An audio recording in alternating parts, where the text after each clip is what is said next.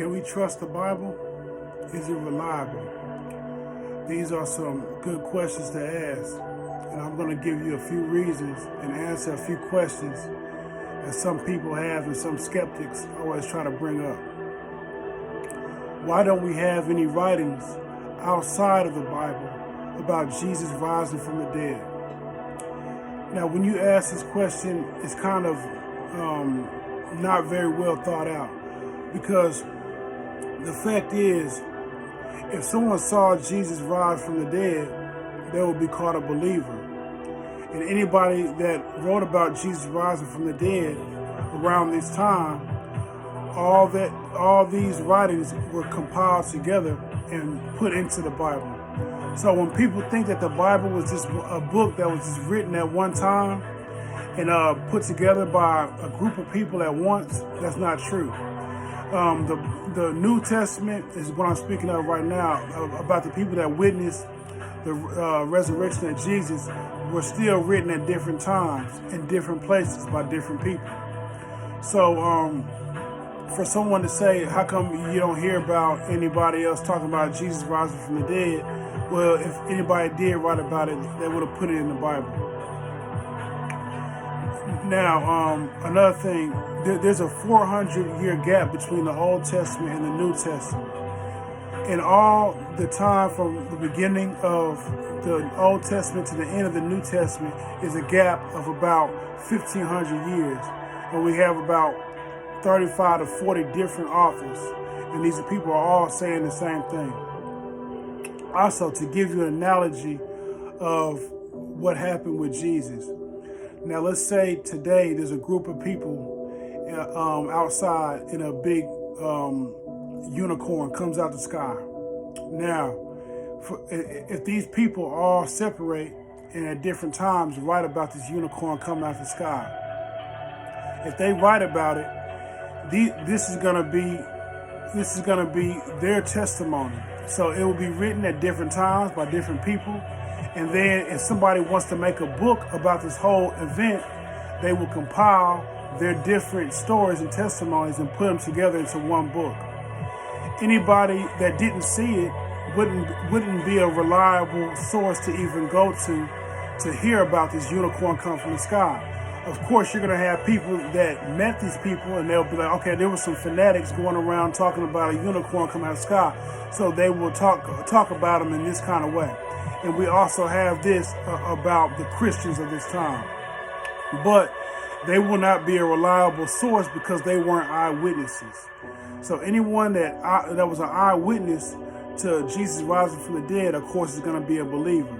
And as I know personally, if anyone's a believer in Jesus, you're going to testify about him. You're going to talk about him. You're going to be a believer. You're going to be a disciple. And anybody that believes in Jesus is going to be a disciple.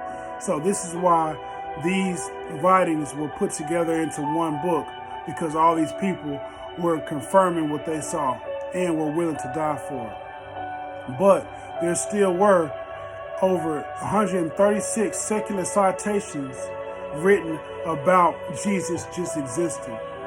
Any historian, any scholar will tell you that it's almost a complete consensus that Jesus was a real person. Him rising from the dead, this was something that was written by different people. And remember, these people weren't all together. This wasn't an inside job. These were different times that they were written. They were just compiled almost about 300, 500 years ago when the Bible was put together. But these were different historical documents that were collected.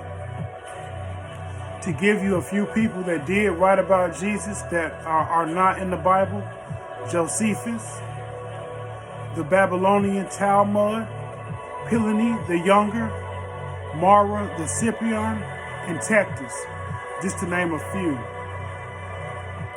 Another reason that we have so much faith in the Bible is because there's over 400 prophecies in the Old Testament that were fulfilled by Jesus when he came. 400.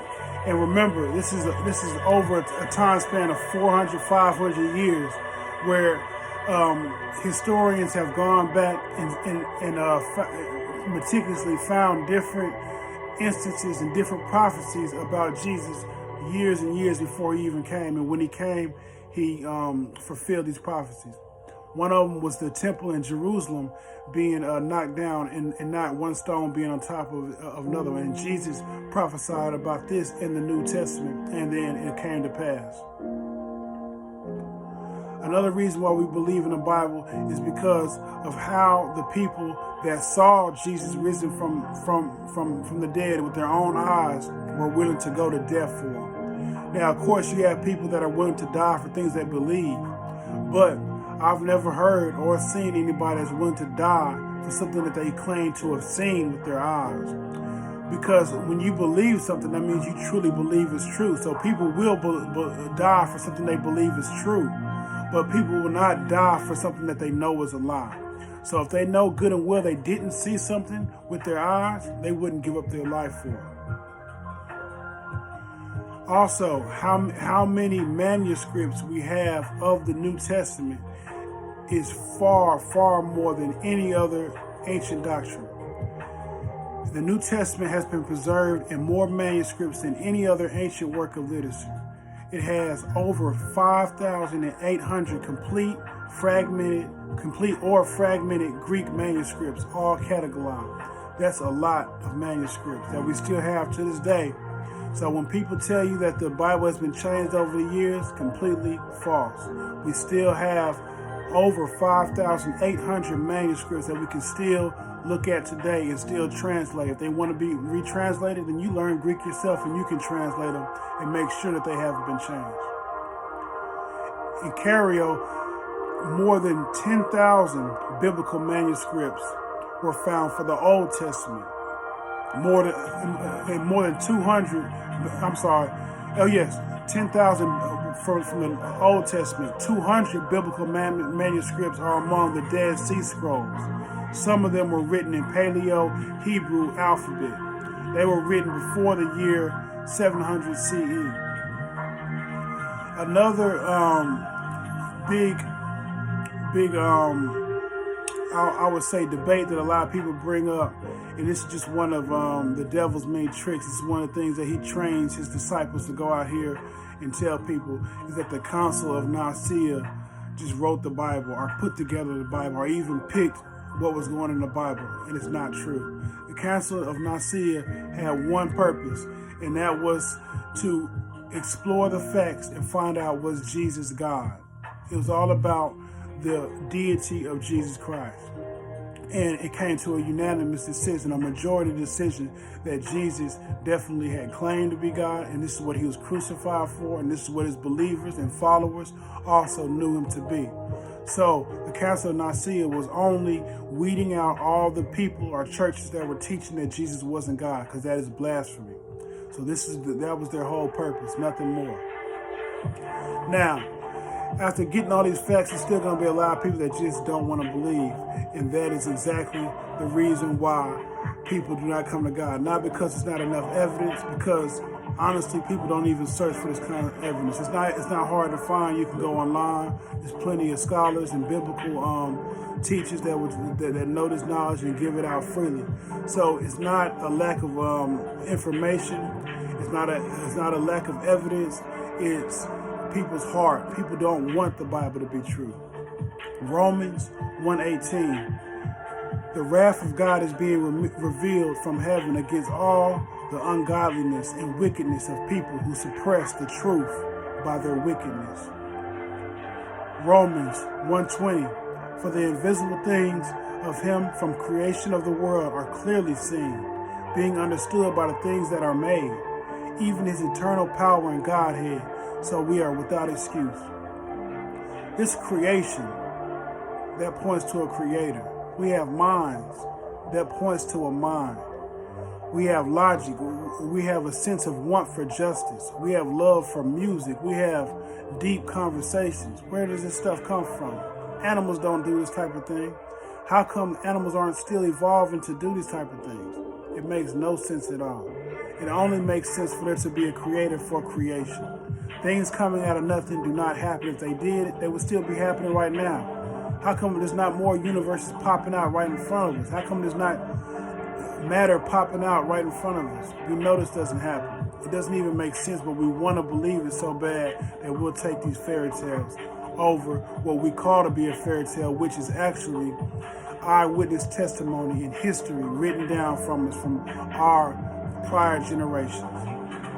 Hebrews 11:6. But without faith it is impossible to please him. For he that cometh to God must believe that he is, and that he is a rewarder for those who diligently seek him. If you put on faith, remember, faith isn't saying, oh, I completely believe in God. Nobody completely believes in anything. Everybody has certain doubts about anything. But if you truthfully follow the evidence, it will lead to there being a creator. And if you truthfully look for the evidence for the truth, and you diligently seek him, he will reveal himself to you.